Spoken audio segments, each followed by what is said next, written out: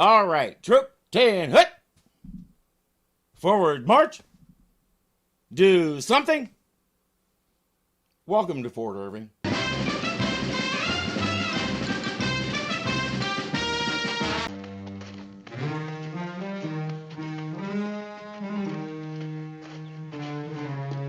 have the banner all finished, Captain. Well, good work, Stanley. And you too, Livingston. The show used that gag a lot. Stanley and Livingston, Lewis and Clark, most of them were pretty subtle like this one, but effective for us nerds who caught them. Oh, my, you certainly did a wonderful...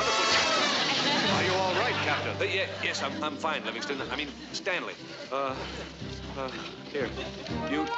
You two men, see if you can't paste this banner together. I'll go check on our marching band. The marching band consists primarily of Dobbs on his bugle and Agarn on his saxophone. They can't decide who should be the leader, so the captain will evaluate each of them and choose.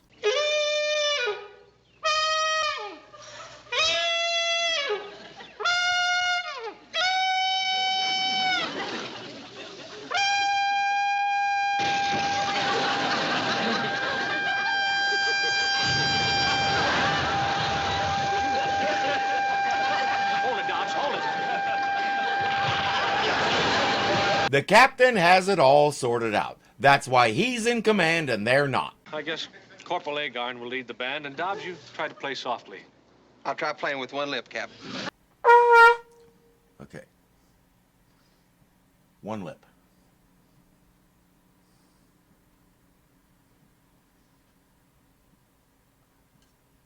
Which one?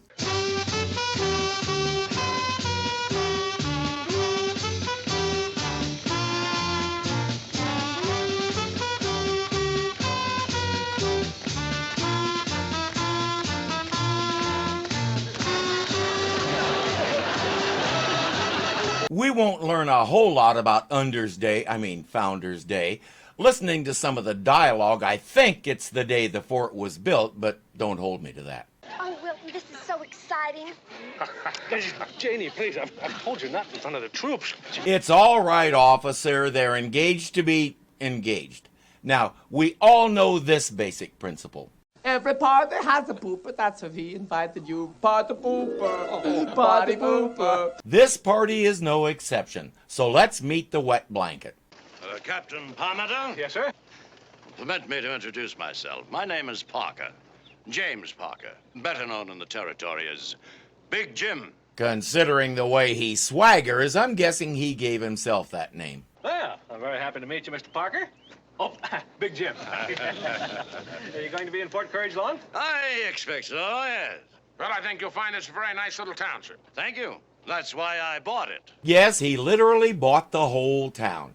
He immediately starts going around putting up signs that say under new management. That includes Jane's General Store and O'Rourke Enterprises Saloon. Jane they might be able to go to bat for, but if anybody finds out that soldiers own the saloon, it's goodbye O'Rourke Enterprises. And goodbye O'Rourke and Agarn for about 20 years in Leavenworth. Now, here's the thing that is already losing me. He may have bought the land from whomever, but his purchase can't possibly include the buildings that various people have put up, such as Jane, or anything they own, such as Jane's inventory or the saloon's liquor and food. But he's acting like he owns every little thing in town and they're all going along with it. I can't see even an operation like F Troop standing for that. All they have to do is send a telegram to Captain Parmenter's commanding officer and they can have this guy in the guardhouse by quitting time. There's only one problem. That is Captain Parmenter's commanding officer, Major Duncan. James Gregory played the Major twice in Season 1, and now he's back as a civilian to milk this place for every penny he can squeeze out of it. Imagine buying up a whole town. This Big Jim Parker, he must be some wheeler dealer. Yeah, well, there's a lot of them carpetbaggers around buying up towns these days. He's sort of misusing the word carpetbagger, or at least he's expanding on its common meaning. After the Civil War, lots of Northerners invaded the South with the intention of helping with Reconstruction. Their help consisted of conning, looting, and otherwise taking advantage of the chaos in the South to make tons of money. Oh, there were some who really were there for altruistic reasons, usually having to do with making sure black people had the right and the opportunity to vote. They were about as welcome as the looters. In the business world today, what these guys were doing is known as a hostile takeover, followed by downsizing and ultimately eliminating the thing itself, while absconding with everything of value and leaving someone else to clean up the mess. 150 years later, and the only thing that's changed is the names of the people doing the destroying. We Americans just don't learn. No kidding, Sarge? Yeah, just last week a guy tried to sell me a whole town, but I was too smart for him. Where was it? Someplace out in Nevada called Las Vegas. They gotta get up pretty early in the morning to outsmart you, Sarge. I love the gag, but Sir Nitpick was kind enough to point out to me that Las Vegas wasn't incorporated as a town until 1911. You keep this up, Parker, and the people are gonna run you right out of Fort Courage. Fort Courage? Ah, you mean that broken down cow town that used to be here, hmm? What do you mean? You are now standing in downtown Parkersville. Again, there is no way he bought every piece of lumber and stick of furniture in the town. And considering this is a military installation, he doesn't have the authority to change the name of the place either. Nobody's bringing that up. What are you doing with that badge? Now talking to your new sheriff. You're the new sheriff? That's right. And you're both under arrest for loitering. Ah! Tell that to the judge! I'm glad you mentioned that, Corporal. Meet His Honor, the new town judge. He declares them guilty and fines them $2 each. They demand an appeal, so he says, okay, I'm also the new territorial justice. Appeal denied. They decide to pay the $2. Now, somebody like him in a little place in the middle of nowhere like Las Vegas might be able to get away with taking over a town like this if he spreads enough money around and gets enough people behind him. In this place, no way. This isn't your average town. This is a military installation. Just for what he's already done, Captain Parmenter has the authority to throw him in the guardhouse and leave him there. And even if the captain doesn't know that, O'Rourke should. Isn't there anything we can do about this man, sir? Now, let me think a minute. Will you stop that hammering out there? I could write a letter to Washington.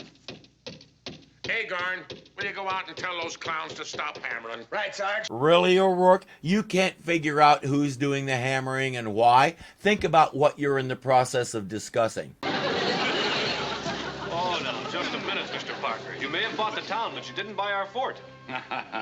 I'm afraid you're mistaken, Captain. See, according to my deed, the land under this fort also belongs to me. Not possible. The army would have annexed that land when they built the fort in the town, and nobody else has the right to sell it. So whoever he bought it from conned him good. The trouble is, everybody else is also buying the con. Nobody's questioning. Not even when he says you have 1 week to move out. Why don't we just let them come and get us, O'Rourke? Like we did at the Alamo. There we were, me and Davy, shoulder to shoulder and backs to the wall. Duffy, will you forget about it? We lost that one, too. Duffy often seems to forget that, but O'Rourke has an idea. Have a couple of Indians kidnap Parker and hold him for ransom. Good idea. Throw a few bucks Wild Eagle's way and hire some of his men to do it. All right, Dobbs, let's start climbing up on the roof. Or you can do that. Now, what can I do for you? Oh, nothing. I just want to drop by and apologize for this afternoon. Well, there's no need to apologize. Well, there's no sense in not being friendly. Big Jim Parker isn't interested in being friendly, but while O'Rourke tries to persuade him otherwise, our two Indians are finding some loose boards on the roof. All right, I'll see you later, Big Jim. Huh?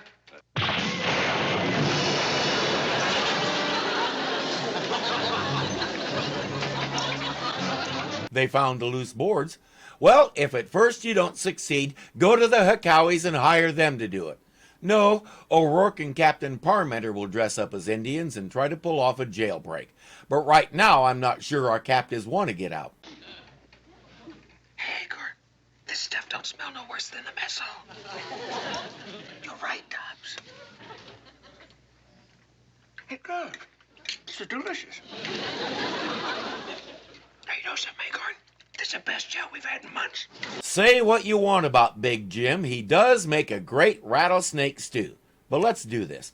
Duffy and Vanderbilt will create a distraction. All right, Vanderbilt. If that's what you want, we'll shut it out. That sounds like Duffy. What does he mean, shoot it out?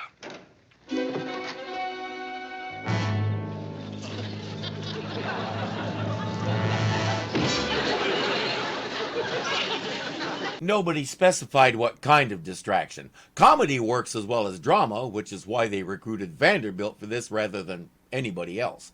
It's obvious Big Jim isn't buying it, so never mind. What's going on, boss? No, not a thing. Not a thing, Smitty. Well, I'll buy you a drink.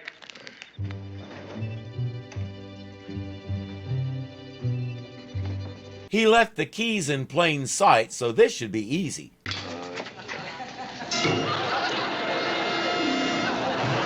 Then again, with F Troop, it's never easy.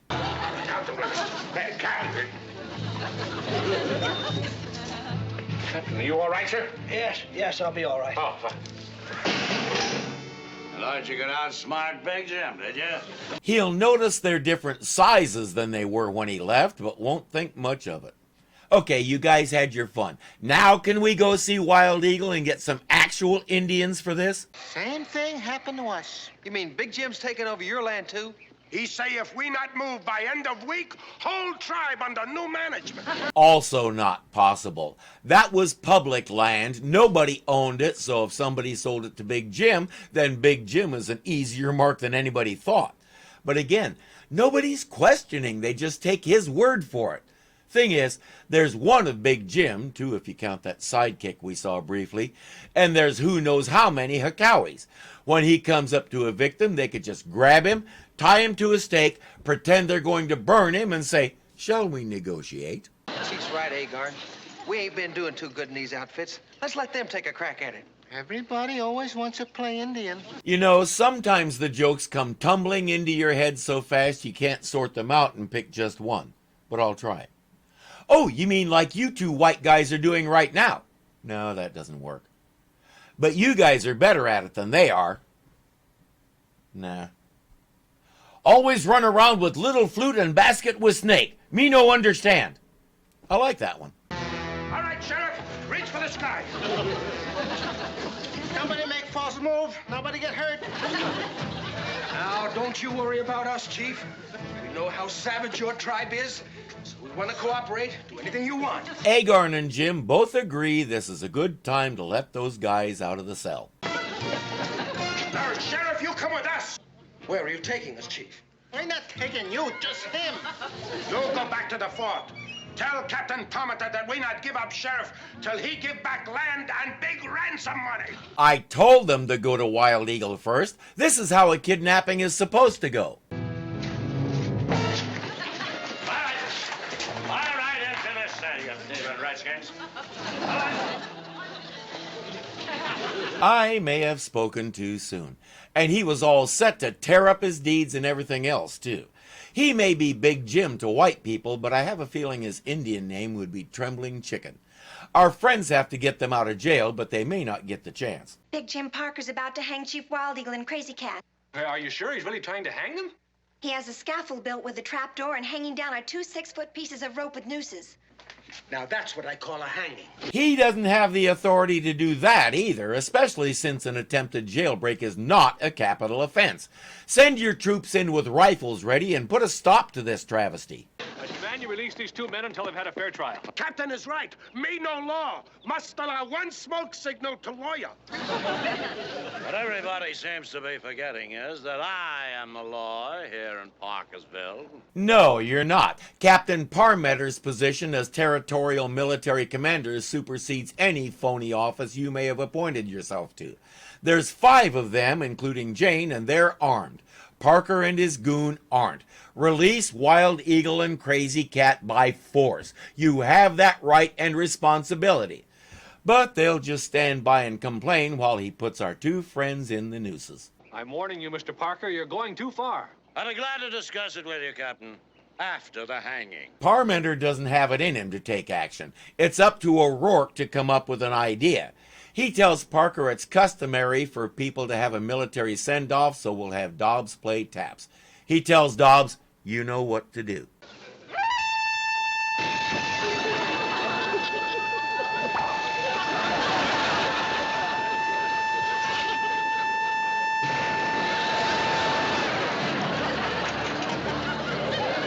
Let's get Wild Eagle and Crazy Cat and have them hightail it out of here while Big Jim is still trying to figure out what happened.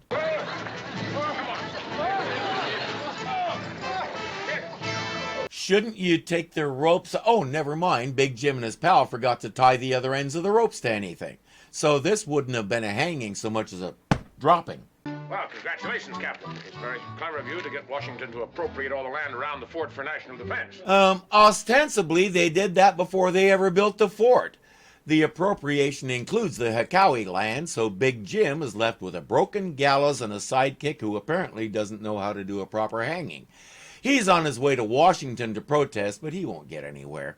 Again, who sold this stuff to him and what right did they have to do so? The episode had some decent gags, but the impossible premise made it difficult for me to enjoy them. James Gregory was terrific as usual, and I did buy his character. But now we need a sequel featuring him, because I want to see everyone's faces when he gets to Washington and shows them his deed and tells them it'll prove he bought the land fair and square from the Yellow River Company, IP Freely proprietor. If you're enjoying this, be sure to click the thumbs up button to show you like it.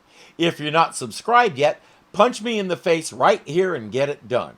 And don't forget that you can become a patron and help keep this kitty fed. The link is below. Until next time, he does make a great rattlesnake stew. Good, I can say that.